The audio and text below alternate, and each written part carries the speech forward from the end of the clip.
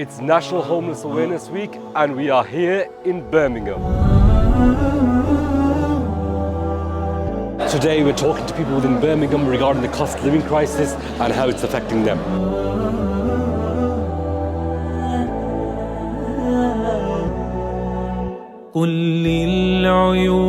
I've just arranged a visit with what they call a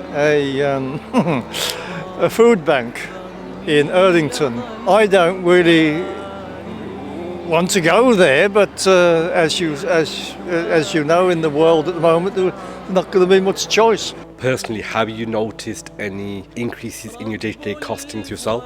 Oh, definitely. I mean, now, just like when you're switching on the heating, you're thinking, do I not switch on the heating? Can I afford this? When you go to the supermarket, the groceries that you buy, what you bought before, what you buy now, same thing, way high prices. So if it's impacting us who are working, how much is going to impact these people who are barely making ends meet? Everything you kind of hear, is it something you're concerned about personally? Obviously I'm concerned about it, and everyone should be concerned about it. People that are on benefits, it's going to affect them the most, and people on middle income, which I am on a middle income, eventually it will affect us as well. The last time I can remember blackouts was back in the 70s as a child, and I remember all that. But yes, it is a great concern. With the increase in energy prices, in kind of petrol prices and things like that, as a family, how has that affected you? It's quite a bit because we're watching where we spend our money and how we're spending our money. So we're being careful on the energy side because we're switching lights off in the house. The heating's not coming on as much as it should be. In fact, we're actually looking at every part of where we're going to be spending money and how we can reduce our costs down. And the energy crisis is the biggest issue we've got. I suppose we've changed where our shopping habits are now. It's looking at where the items are more affordable. Perhaps before, you'd think about going to Tesco, but now it's like looking at Aldi, which I guess I wouldn't have done as before, but now I appreciate that Aldi actually is probably more reasonable, and it's with this mindset because I have to look at where I'm spending the money. So I am in my 8th decade, so I'm over 70. The cost of things this year compared with last year, I have noticed some things going up. I tend to buy mostly the same things, but I vary them a bit, and I look at the price of them.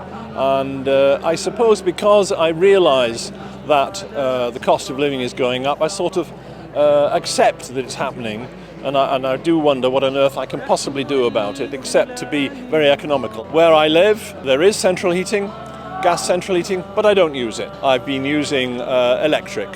And I put extra clothes on. I know there's a lot in the news about people having to do that and how awful that is, but quite honestly, to me, it's perfectly natural. I mean, it's how you react to this situation. So, Waqas, where are you from? I'm from Seattle, Washington. In Okay. America. In America, Yeah. mashallah. Okay, so a long way from home. You've been to the UK, I suppose, twice, about 3 years ago. Yes. And then obviously recently. All right, so as a tourist, have you noticed a difference in terms of how much it's costing you compared to now, compared to previously? Yeah, so the dollar has sort of appreciated against the pound, right? But compared to a few years ago, I have noticed that the cost of accommodations and hotels has gone up from what it was before. So, the hotels that were, maybe $70, $80 before are now $100 maybe. It's gotten a little bit more expensive for sure. Inflation has definitely hit. A little pie the other day, Tesco was about 50 pence. They are now £1 something or other. And this is only in a few weeks. It's ridiculous. If you yourself or somebody you knew was struggling around finances, would you know where to go or where to signpost people to? No, I wouldn't know of any organisations or to put them towards if I couldn't help them myself. I'm Oscar, I'm 14. I'm Ralph, I'm 14. You probably obviously seen in the news regarding everything kind of going up, energy prices going up. Does it worry you, or has your kind of habits or behaviours changed anyway? Yeah, like saving electricity and stuff, and like in future it's gonna get, I don't know if it'll get better or not. So in future, if it's worse, it'll be worse for our future. Clothing has definitely gone up too. Designer brands have definitely gone up in price. Before it would have been a lot cheaper. You've been volunteering here for over 2 years now. Have you seen any difference in people attending this kind of soup kitchen? Yes, we have. We've noticed that at the beginning there were quite a lot of male individuals coming. Now it's gone off. There's a lot of females, there's families, couples coming along as well. So it's a full range of people are coming across as well. People are struggling, so they need the help. It's also the increase in the number of users as well. I've been doing this since 2019. I think it was between 70 and 80 parcels we were doing. Now, on average, it's about 120 parcels that we give you now. One of the users, he's been coming regularly for the last 6 months, and he comes on both days that we're here, Friday and Saturday. And he's a professional because I used to work with him. Obviously, he's fallen on hard times now. He can't make ends meet, so he's coming here. He comes here, has his meal, takes perishables and perishables, and that's how he's making ends meet.